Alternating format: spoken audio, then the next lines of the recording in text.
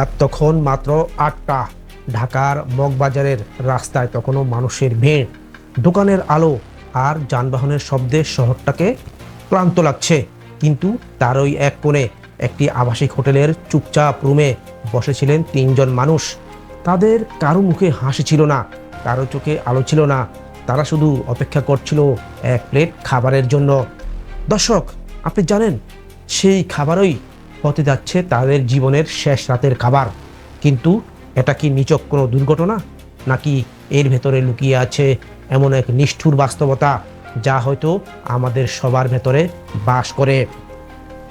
দর্শক, এই ভিডিওটা আপনি কেন পুরোটা দেখবেন, কারণ এটা শুধু একটা খবরে আটকে থাকা গল্প না, এটা একটা শিক্ষা। এখানে আছে এক নিষ্পাপ পরিবারের মৃত্যু, আর তার পেছনে বিশ্বাসঘাতকতা, অবহেলা আর অসতর্কতার ছায়া। আপনি শিখবেন কাকে বিশ্বাস করবেন আর কাকে নয়, সেটা বুঝে ফেলা কেন জরুরি।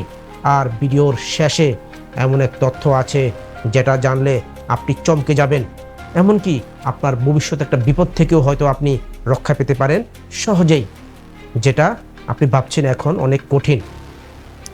চমকের আগে একটুখানি প্রস্তুতি নেই। ধরুন আপনি পরিবারের সাথে কোথাও আছেন, একজন পরিচিত মানুষ এসে আপনাকে বলে খাবার এনেছি, নিশ্চিন্তে খাও। আপনি কি সেটা যাচাই না করেই খেয়ে ফেলবেন?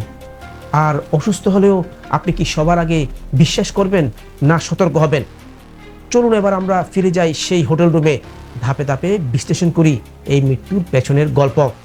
মনির হোসেন একজন প্রবাসী, সৌদি আরব থেকে দেশে ফিরেছেন কিছুদিন আগেই। স্ত্রী স্বপ্না আক্তার আর ছোট্ট প্রতিবন্ধী ছেলে নাইমকে নিয়ে ঢাকায় এসেছেন চিকিৎসার জন্য। ৩জনই উঠেছিলেন মগবাজারের সুইট স্লিপ নামের হোটেলে। হোটেল বুক করেছিলেন রফিকুল ইসলাম, মুনিরের আত্মীয় এবং তার ঢাকার বাড়ির দেখভাল করার কেয়ারটেকার তিনি। সন্ধ্যার দিকে রফিকুল একটি খাবারের ব্যাগ হাতে হোটেলে আসেন। সিসিটিভি ফুটেজে দেখা যায় তিনি কিছুক্ষণ রুমে ছিলেন। এরপর চলে যান মুনির পরে নিচে নামেন, পানি কিনে ফেরেন রুমে। রাত কেটে যায়, কিন্তু ভোর আর আসে না। পরদিন সকালে রফিকুল ফিরে আসেন নিজের মেয়েকে নিয়ে। হোটেল স্টাফদের কিছু না জানিয়েই প্রথমে স্বপ্নাকে, এরপর মুনিরকে আর সবশেষে ছোট্ট ছেলেটিকে নিয়ে যান আদ্দিন হাসপাতালে। কিন্তু চিকিৎসকরা বলেন সবাই আগেই মারা গেছেন। দর্শক, আপনি কি জানেন রফিকুল যে খাবার এনেছিলেন সেটা আনা হয়েছিল সম্ভবত একটি অখ্যাত অস্বাস্থ্যকর খাবারের দোকান থেকে। এই পরিবার সেই খাবার খেয়েই অসুস্থ হয়ে পড়ে। সবচেয়ে আশ্চর্যের ব্যাপার হলো তারা কেউই কোনো রকম সাহায্য চায়নি, না 999-এ ফোন করেছেন, না হোটেলের কাউকে জানিয়েছেন, না হেঁটে গিয়েছেন মাত্র 100 মিটার দূরের আদ্দিন হাসপাতালে। তারা অপেক্ষা করছিল রফিকুলের জন্য, কারণ হয়তো তারা ভেবেছিল রফিকুল নিজের মানুষ, সেই বুঝে নেবে সব। কিন্তু বিশ্বাস আর বাস্তবতার মাঝে যে বিভ্রান্তি, সেটা বোঝার আগেই রাতটা চিররাত্রিতে রূপ নিল।